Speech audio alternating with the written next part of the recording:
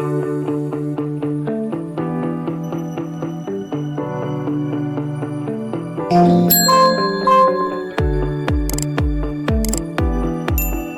and welcome to Animal Chiropractic Clinic Chatter, a podcast where Dr. O from All Creatures Every Spine interviews doctors and animal owners that utilize animal chiropractic to get their unique perspectives. Yes, it's really a thing.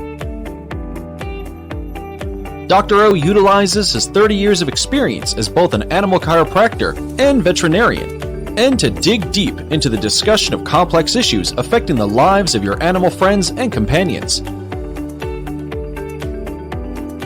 Join us for this educational episode. Thanks for joining us for this portion of the episode as Dr. O begins to answer the question, what is animal chiropractic? He will look at how the chiropractic adjustment is a valuable and viable treatment for what ails your animals. What is animal chiropractic? Animal chiropractic is an alternative modality. An alternative health modality that utilizes the body's inherent ability to heal itself. I know, heal itself. You know what? Drugs don't heal the body. Band-Aids don't heal the body. Medications, acupuncture needles. But what happens is the body heals itself. We're all born with innate ability. Every body is born with the innate ability to heal itself. That's what makes 2 cells become 8, become 72, become a million, become 32 trillion cells. My 32 trillion cells don't look anything like your 32 trillion cells, but it's because of the innate ability. It's innate intelligence is what makes you look like you, me look like me, your dog look like your dog, somebody else's dog look like somebody else's dog. It's the innate inheritance. It's in our bodies. We're born with it. The body heals above, down, inside out. Is chiropractic care for everybody? No. Would it help everybody? Yes. We need to educate everybody about chiropractic care because we need to be able to make educated choices, educated healthcare choices. We've heard how dangerous chiropractic is. We've heard that people die from chiropractic care. You know what? 1 in a million people die from chiropractic care. 1 in 1,000 people die from a stress test. 1 in 2,500 die from an angiocath. 1 in a million die from a chiropractic adjustment.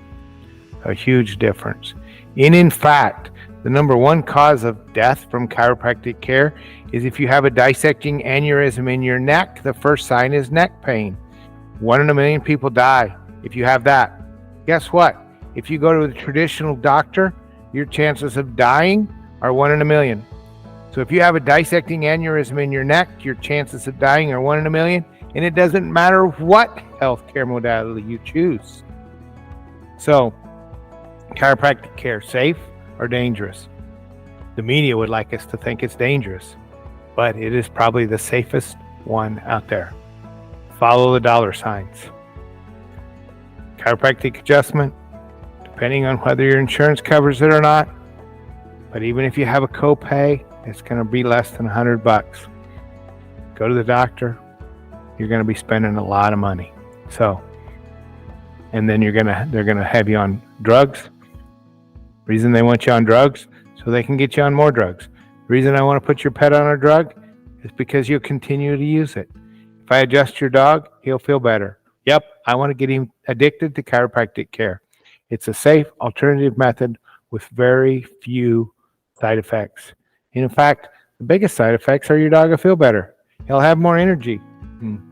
No downside. Thanks. Remember, the body heals one way, one will only. Above, down, inside out. Thank you much. Make sure to visit our website, allcreatureseveryspine.com, where you can subscribe to the show and learn more about getting your animals adjusted.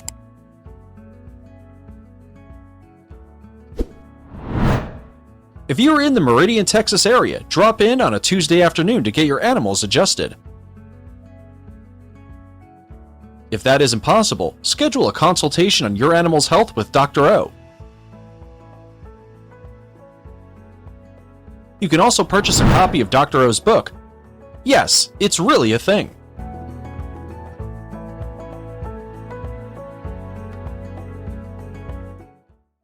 Your active dog needs more than water to rehydrate. Replenish Dog Water Supplement is an all-natural powdered water flavoring, prevents dehydration and provides vitamins for your dog. Created by a veterinarian and rooted in science. Give your dog the care they deserve with Replenish. Standard Process is a third-generation family-owned company in rural Wisconsin. You could say we just make nutritional supplements, but we know we're changing lives. We grow ingredients on our own certified organic farm without pesticides or herbicides, because we think they should be as close to nature as possible. Quality is our priority. That's why we do everything right here, from hand-picking the seeds to delivery, so you know exactly what goes into every bottle. Helping others experience an abundant life with the gift, art, and blessing that is animal chiropractic is our sole mission at All Creatures Every Spine. It's what we do. It's what we love. It truly is what keeps us motivated to help people just like you. I truly love the art of chiropractic. It drives me to provide the highest level of chiropractic possible. And as fellow chiropractic business owners, it's that love that drives us to become better. However, the reality is that sometimes running a successful business can be challenging. Sometimes there can be obstacles to overcome. We all know the old saying, if it were easy, everyone would do it. Well, one thing that is really easy is marketing our clinic with a professional animal chiropractic website by the Chiro Website Pro, Tony Seymour. He's a professional web designer, and his team at Chiro Website Pro take good care of us. They simply make marketing our practice 100% hassle-free.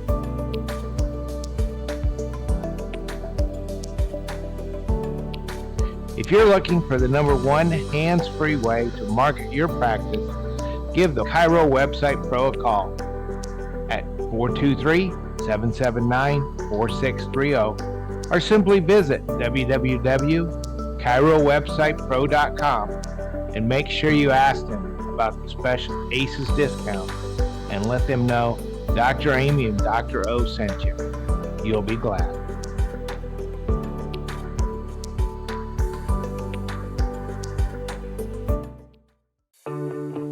Join us as Dr. O interviews a certified chiropractor, veterinarian, or an animal owner.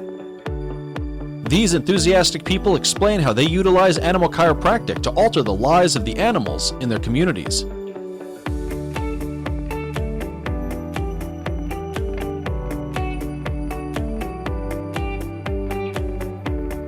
Hey everybody, welcome to another episode of Animal Chiropractic Clinic Chatter. Thanks for tuning in. I'm your host, Dr. O, and I have Dr. Lydia Cox with me today. Dr. Lydia, tell us a little bit about yourself. Good afternoon. I'm Dr. Lydia Cox. Thank you so much for having me on today. I'm really delighted to be here. So I'm from North Carolina. Right now I practice on horses, dogs, and cats, and I have a holistic veterinary practice. So I practice using acupuncture, Chinese herbal medicine, and most importantly, chiropractic care. All right. So why did you decide to add chiropractic? That's a great question.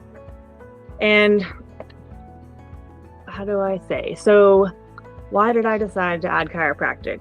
I would say I wanted to widen the scope of my holistic veterinary practice, and I'm really impressed so far with the rewarding results for the cases that I've had. Some of the cases I've known maybe the client and the patient for a while, certainly some are new, so I may have used some other modalities, and I'm really impressed by their results. And unlike in humans, there's not a placebo effect, so when you see the change or the improved quality of life, it's really refreshing to see that in my animal patients. Cool. So obviously you've been impressed with animal chiropractic, but can you tell us about one of your biggest wins, your biggest wows with animal chiropractic? Absolutely. So the main part of my equine practice here in North Carolina, I've got two types of horses I see. The first one's a performance or a sport horse. Those are competing, they're showing, they might be jumping. Those are athletes. And then the other section or demographic I see are senior patients that I want to feel good and improve their quality of life. I love both of those sets, but I'll say there's a special place in my heart for what I call a gray muzzle in a dog or a senior equine. And I had one a few weeks ago.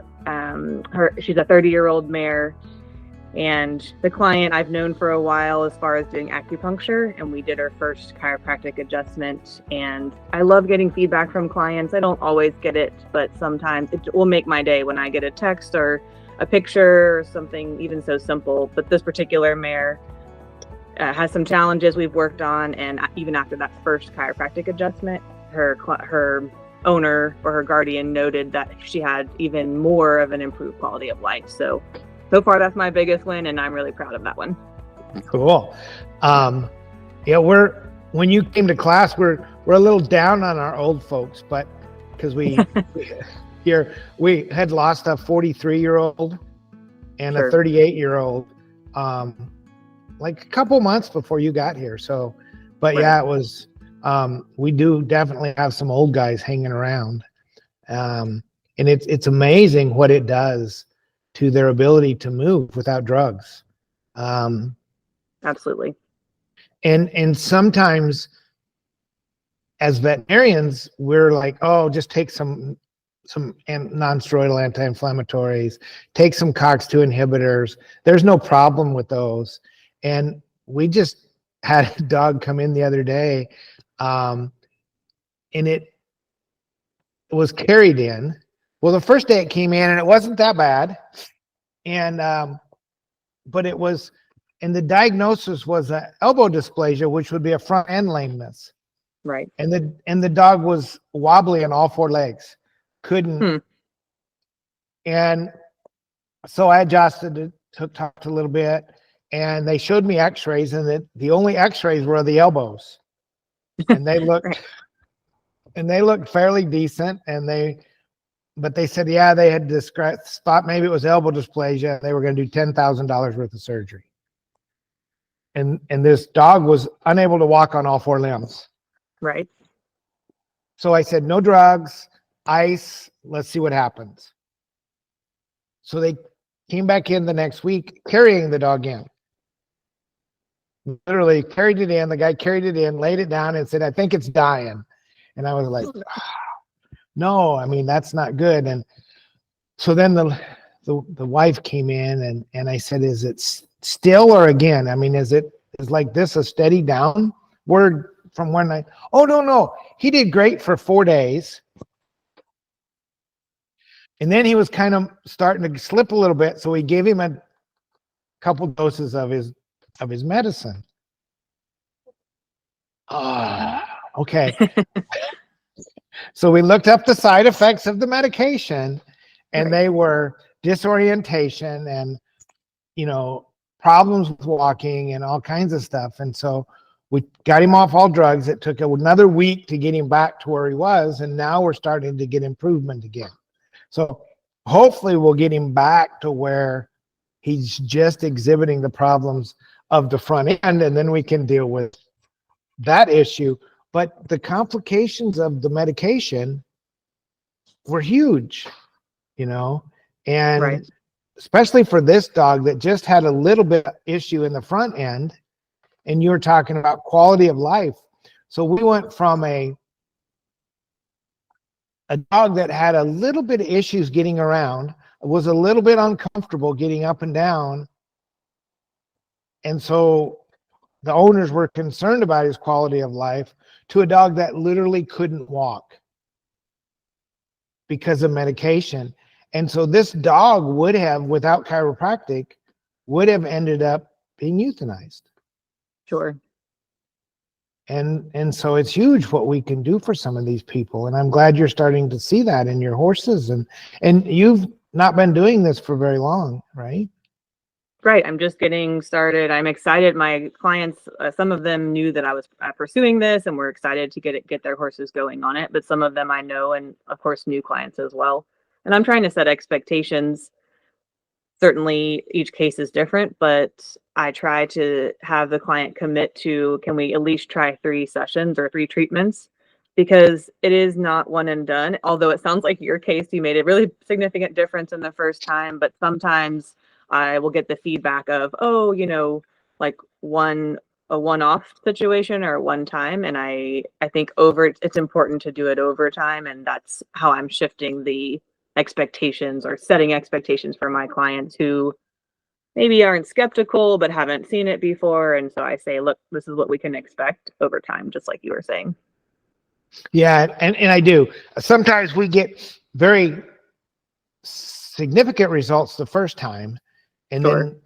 then the second time, it's not like twice as much. Exactly. It can be more subtle. Yeah. Yes. And then we just keep subtle from there on. And literally I've had people come in and they'll be like, hey, it's not working anymore. Right. And you go, really? And you go, yeah, I just don't think it's not working anymore. And you look and the dog or the horse is walking pretty good and running pretty good. And then you show them the videos of when you first saw the dog or horse, and literally they carried the dog in a box. Exactly. Or the horse was 3-legged lame, and now, he's just barely has a hitch in his get along, and so people forget where they came from and how much progress they've made. So, animal chiropractic is a huge commitment to a practitioner to add to their scope, right? To your practice. And sometimes people are like, oh my gosh, I don't know how I'm ever going to pay for this as a practitioner. What have you found? That's a good question. And I would definitely claim that I was in the skeptical, from the business standpoint, I was in the skeptical boat and definitely shared that. Like, how am I going to be able to justify? It took me some time and just touching base with Dr. Amy and you and other students, maybe not, or past, just say past students, but I have found, I'm grateful that I had my practice established. I think it can be more challenging from scratch, but certainly it is doable. And the short answer is that I found it's quickly become more profitable than I expected and more widely sought after. So simply put, it's grown my practice significantly, even in the short time since I've been offering it personally.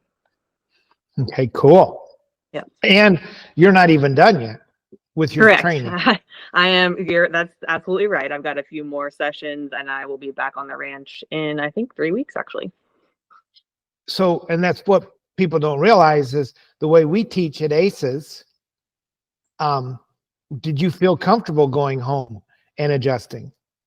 That is a great question. And I wasn't concerned about that, but I did come in with that expectation and I communicated that to, honestly, the other students and to the instructors. And I even told you all, like, I have horses lined up on Monday, Tuesday, Wednesday when I get back. And I do plan to make a difference and improve, and practice this. So I definitely felt comfortable and able to do that with no problem. Certainly as you practice any new skill, you're going to get more confident and it's going to become become easier. But I went that next week and I don't remember, I sent you some texts about numbers of cases, but I saw dogs and horses, and my lovely clients have given me really positive feedback, which I'm grateful for. I didn't expect, but the short answer is I felt very confident after coming home and turning around and applying it right to my practice, basically right away. Cool. Yeah, we always like that, and when I get those texts, those are, I tell all the students in class, that you messed up because now you're one of my kids. Exactly. Well, I appreciate that support in the community. I've been traveling and things like that this summer, which has been hectic, but I also am glad we have like routine, scheduled time that we can connect and discuss cases. And I haven't leaned on this yet, but if my other classmates, I could certainly reach out, and you all, like, that is, I don't know how to put a number or value on having the support in the community, not just as a clinician or as a practitioner, but also as people, and the big picture of balancing this and incorporating it into our lives at home. Well, and that's huge, I think, and especially as veterinarians and solo practitioners, sometimes we feel lonely and get frustrated, and it's so we do try to have a community to where you can get a hold of us and reach out. Certainly. and I think get that's support. really important for sure, and be able to reach out to have that connection. I've had many years of solo practice, shared practice, and it can be isolating, certainly, and lonely and challenging in many ways, but that's huge to be able to connect with other colleagues. Yeah. How else has what other challenges has animal chiropractic helped you overcome? Ooh, that well, simply that I could be successful and at it. I was skeptical. So as a practitioner, I worked as a general practice veterinary ambulatory equine practice for several years, and then made the switch into companion animals or small animals during the pandemic. And this practice I have is solo, or is just me. And so it's widened, the chiropractic specifically has widened the scope of my holistic veterinary practice. And I'm impressed, honestly, in the improvement I've seen in my own personal animals. That includes dogs, cats, horses, and chickens, but of course my clients as well. And it's not that I didn't believe that it would help. I am surprised by how quickly I was able to pick up this new skill and apply it. I think that's the only way, because it's challenging. If you don't practice it, you don't get confident, and you're not able to, I don't know, put your hands on the patients and do the medicine. But that has surprised me in a good way. So how many animals did you get to adjust during your first module? I lost track, which perhaps is a good thing, but plenty. How about this? Enough that, as we discussed a moment ago, I felt confident. And I think I joined our group. I flew back home on a Monday, and on my drive home, I joined the group that we have. So I was there via audio, but not video, because I was driving home. But I got off the plane, and I told you all I adjusted 2 dogs, and then I drove home. So I put it straight to use, right away, which was something I shared that evening. So I'm proud of that. Yeah, that always makes us proud when the students just go ahead and put it right into place. As a teacher and an instructor, we can teach you, but for you to use it is what is important. And that just is awesome when all our students do that and become successful. There's a lot of veterinarians that use chiropractic as a tool. Sure.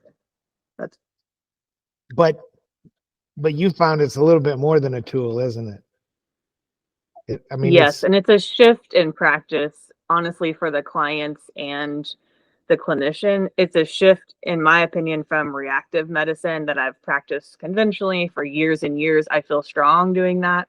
But there was a time where there were cases that maybe had multiple things going on, or maybe we tried so many, we spent lots of money and did diagnostics and medications and that kind of thing. But that maybe I reached a limit, or I felt like I wasn't able to provide further care. But what I was saying is switching from reactive to more preventative and maintenance. And that is a big shift. And we catch problems before they progress to so severe. We still see, obviously, severe cases, but that's, to me, is the biggest shift in my practice. Yeah, it's huge, I think, in our practice too. We see a lot of, especially with your performance dogs, you see them, right? before they have issues, and you keep them going longer. You know, you do sport horses. I do a lot of Sure. sporting dogs. My bite dog, the average life expectancy of a bite dog at high competitive levels is 2 years. Right. Most of mine compete for 6 or 8. Yeah, that's so cool. The horses I see, I grew up showing, I ride myself. I think clients appreciate that as well. But I really listen to those riders and trainers and the grooms, and everyone, of course, is the big team, but they know their horses best. And I know that feeling as a rider. It's not that once the horse is lame, we have a problem. Like, they are catching it so subtle, changes in the horse's behavior, in the movement. It amazes me how sensitive the riders are, and that's what we're working with, versus it progressing to something much more like an actual injury or more serious. So I, of course, examine and use my hands and make the adjustment, but the key is the history gathering, and those riders for the performance horses are in tune with those horses. Yeah, and they make awesome follow-up clients. Yes, and, yes. And that's, and that's a big part of the chiropractic practice, is keeping those clients well maintained. And so Right. adjusting that dog over and over, adjusting that horse, 10 times a year or 12 times a year. Or I've got one lady that I adjust her barrel racing horse 24 times a year. We see her every 2 weeks. Well, it makes a big difference. They can tell the difference. And I obviously am not riding those horses that, or I don't know them as well as the riders or the trainers, but I get to know them as well. Even after 2 or 3 sessions, like I keep good records and I can look at those. I tend to focus more on what's in front of me for any case, but it is nice to be able to compare, like you said earlier. But I get to know those horses or patients, and we can together as the team, we can help them throughout their career, because some of these, they are seasonal, they'll go certain times of year, and some of them really go all year round. So I support the twice a month barrel racer, certainly. Yeah, and you don't need a whole lot of clients like that. Sure. But you keep adjusting as many as you can and work them in. And that's one of the things that we've always tried to do is, you always have to have a slot or 2 for those emergency cases. Right. And, I actually have one tomorrow that I got a text. I don't tend to add because we stay pretty booked out and full, but I had one, the sport horse barn I'm going to tomorrow, actually. And last time this horse was not on the list, and I didn't say anything, but I thought it. And I was like, oh, I hate to skip it. We're not, I know the horse, I've seen her before. And anyway, didn't really say anything. I just noted that we skipped her, and then they texted and said, hey, we shouldn't have skipped her. Can we add her on? So, it happens. It made me smile. And of course, think I am going out that way tomorrow. And I said, yep, I've got a slot for you. So it's funny how I'm trying to say that it proves its own worth, or shows like the sense that the clients that are paying attention. And that owner, they're lovely, but they said it, not me, to say, ooh, we shouldn't have skipped. Can you get us before the regular scheduled farm call? So of course I'd like to accommodate those. You bet. Yeah. Yep. And then of course in our practice, we always charge extra for that. Oh, well, I'm not doing that. That one, not I yet. had one. Yeah, Not I yet, had one but yesterday that's like, oh, can you see my horse this week? And they're also great clients, but can you get him before the horse show? Oh, sure. When's the show? Oh, we leave Friday. It's Wednesday. Yeah. I'm like, okay, yep, I will come out. It's a lovely little pony who's really kicking butt in dressage. And I'm like, yep, I will catch him before the horse show. No problem. Yeah. So. Yeah. And then those are the clients you hope talk. Of course. Exactly. Sometimes I have to kind of encourage clients to give feedback and testimonials and that kind of thing more formally. But frankly, I've found, I think I shared this with you all in person, in the horse world, and it's important to have a website and keep that maintained and stay up on the marketing. But really, my best clients I've gotten from word of mouth. And from this one, actually, the pony I saw sent me a referral, and they already have this new client has an appointment scheduled. So that, I think, it takes time, which is hard for someone like me who's very impatient and I want results now, but it takes time for the horse community for word to get around. But once it does, that is the key, or has been the key for my practice success, is word of mouth and the feedback from clients. I can say it all day how great I think it is or think I am, but it is well received from other well-respected members of the equine community in my area. Well, yeah. And I have to say, I think you're growing amazingly fast. Well, you know, I don't have a good reference point. I have my records from my business over the years, of course, but I'm pleased with it, and I am proud of what I've done so far. Yeah. And so how has it affected your personal life and being a part of a new community and all that, I will say, really, having this practice, and it is limited right now on purpose to the holistic modalities, that has allowed me to have some, I say quality of life often, but like, it's important for humans as well. Veterinary medicine is fraught with challenges that aren't really related to the medicine, right? It's mental health and burnout and things that we all experience, but it can be particularly challenging. And the short of it is, I've had time to ride my own horses, which sounds simple, but in the years and years I've been an equine practitioner on the road, I wasn't able to do that. And that really brings me joy and allows me to be able to have energy and be fulfilled for my patients that I'm going to see in a working environment.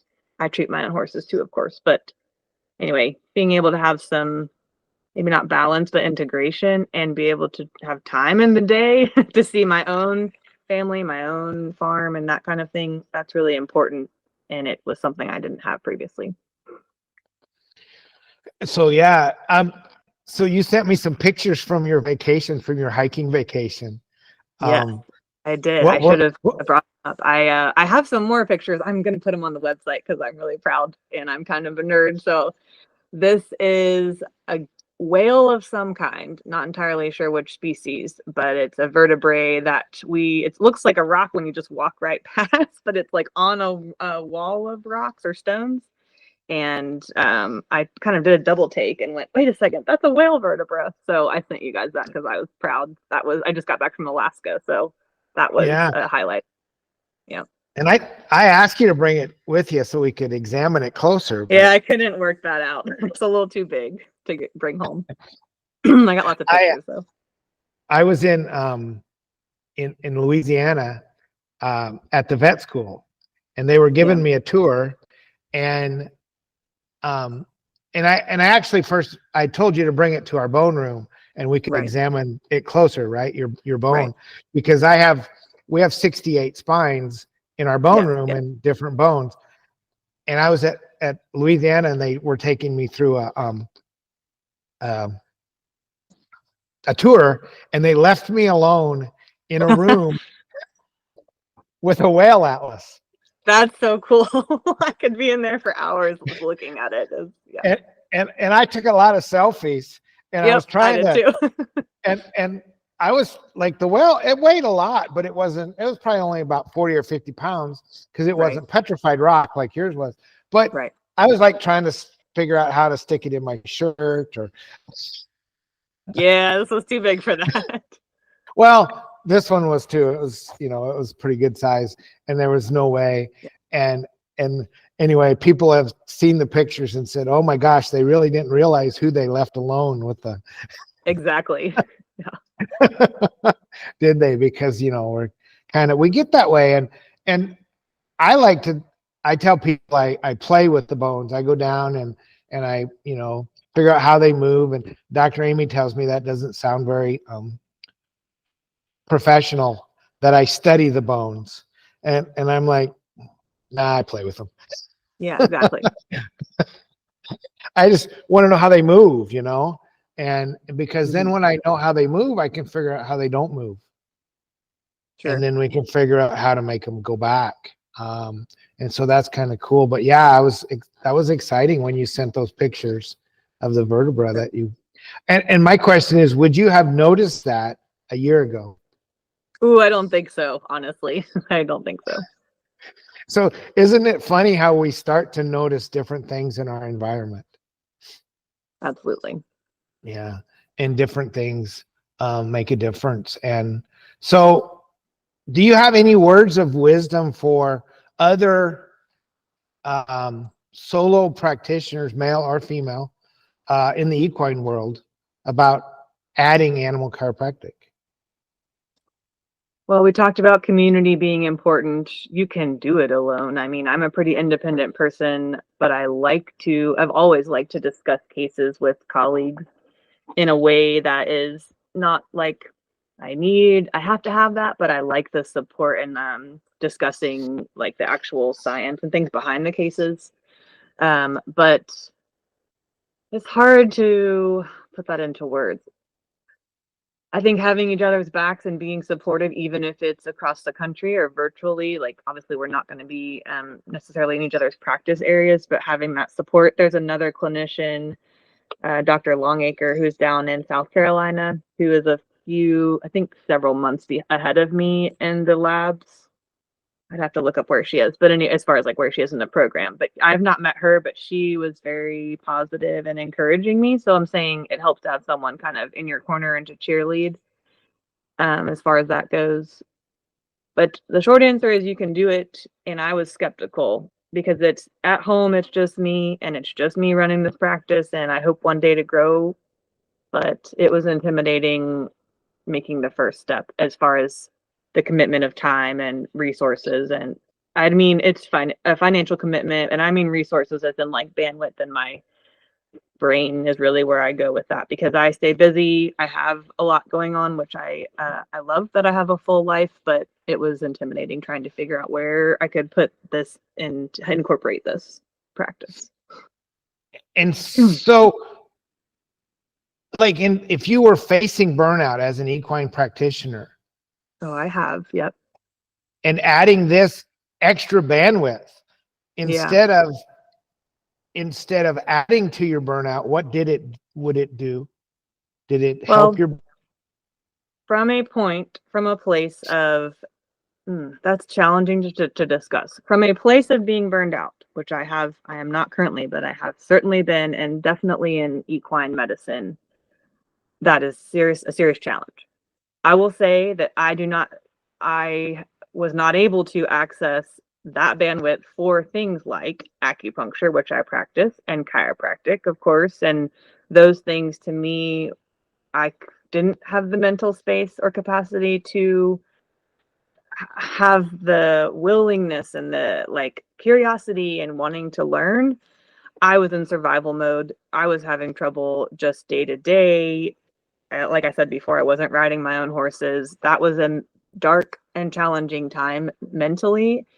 And so initially I would say, coming from that space, there's no way I can do this. There's no way I can add it in. That's like another darn thing. I would be very negative talk if that were the case. But on the backside of it, like I said, I went from equine, heavy duty equine for many years, and then small animal, and then I've come to this. On the backside of it, it is the best thing I could have chosen for my career because I'm able to have time to myself and ride my horses and all the things I've already previously mentioned, and my mental health is better than it's ever been. So I don't know if that directly answers your question, but it's challenging from that space of being alone and being burned out to add another thing. But looking big picture, doing this allowed me to continue practicing veterinary medicine because I was at the point where I didn't think I could another day, like continue practice.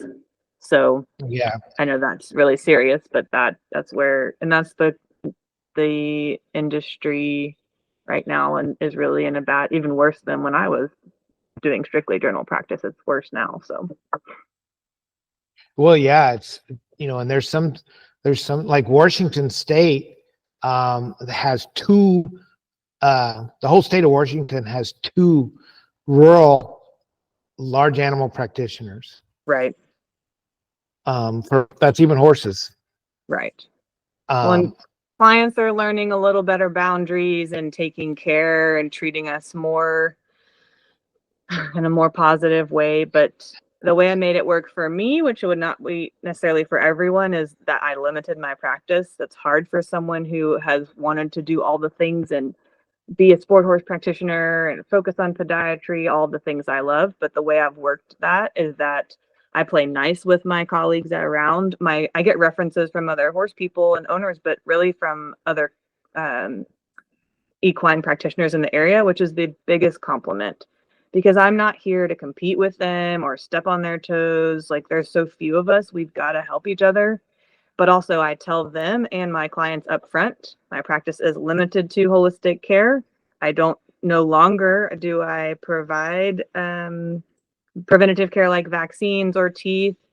Sometimes I miss doing teeth and dentistry, but I am not, that's not what I do right now. And same with emergencies. Emergencies is a big sticking point or pain point in equine. And I did that for years and years. I have that knowledge, but my clients know that I'm not the go-to person for that at this time. So it's worked out for me. And, you know, one of the things that we found is with chiropractic and good nutrition and balancing the nervous system, horses make better decisions.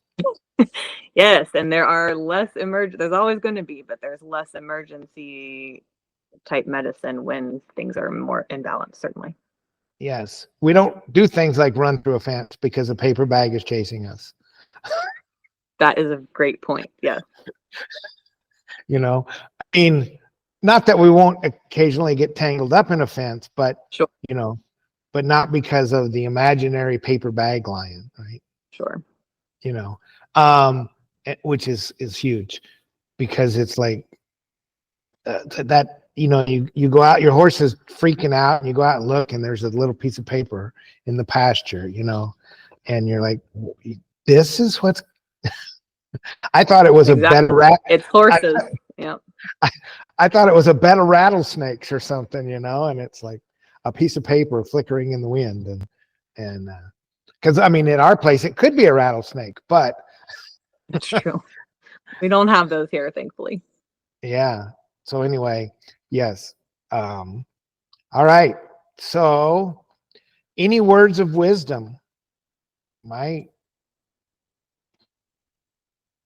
Did we lock up?